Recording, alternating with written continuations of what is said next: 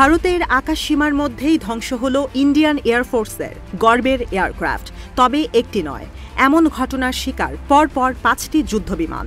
বিশ্বখ্যাত Rafale multirole jet, MiG-29 Fulcrum ও Sukhoi 30 MKI Flanker H নাস্তানাবুদ হয়েছে পাকিস্তানের সামরিক বাহিনীর সামনে।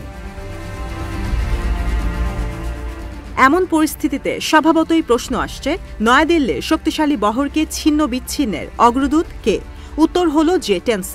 চীনের দেশীয় প্রযুক্তিতে নির্মিত যুদ্ধবিমানটিকে নিয়ে বিশ্বজুড়ে এখন জয় জয়কার।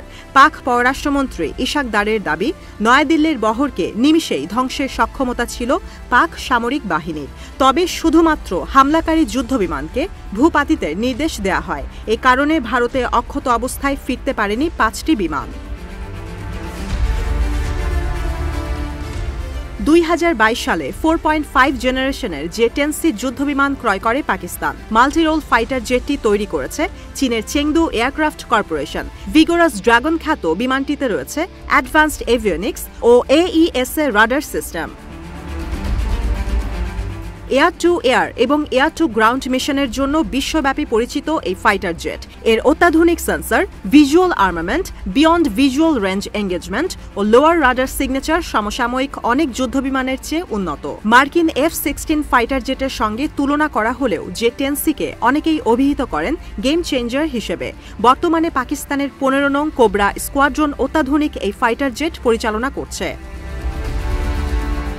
যুদ্ধবিমান পৌঁছে দিয়েছে লক্ষ্যের সামনে, আর সেই টার্গেট ধ্বংসের কাজ করেছে PL-15 মিসাইল। পেহেলগামে হামলার কয়েকদিনের মধ্যেই এক্সপ্রেস ডেলিভারিতে পাকিস্তানকে বিশেষ এই এয়ার টু এয়ার মিসাইল সরবরাহ করে চীন।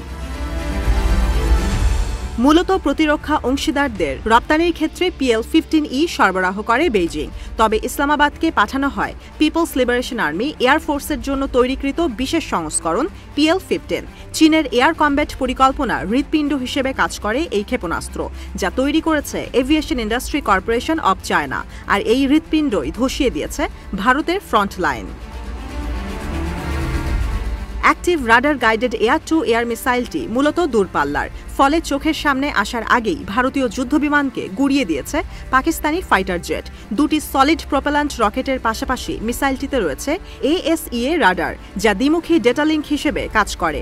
ফলে লক্ষ্যবস্তুতে নির্ভুল হামলার পাশাপাশি ক্ষেপণাস্ত্র ছোড়ার পর মাঝপথেই গতিপথ পরিবর্তন করা সম্ভব। শব্দের চেয়ে 5 গুণ দ্রুত গতিতে 200 থেকে 300 কিলোমিটার দূরত্বে হামলা চালাতে পারে PL-15। পাকিস্তানের সমরাস্ত্র ভাণ্ডারে থাকা প্রায় সবকটি যুদ্ধবিমানে একসঙ্গে 4টি মিসাইল বহন সম্ভব।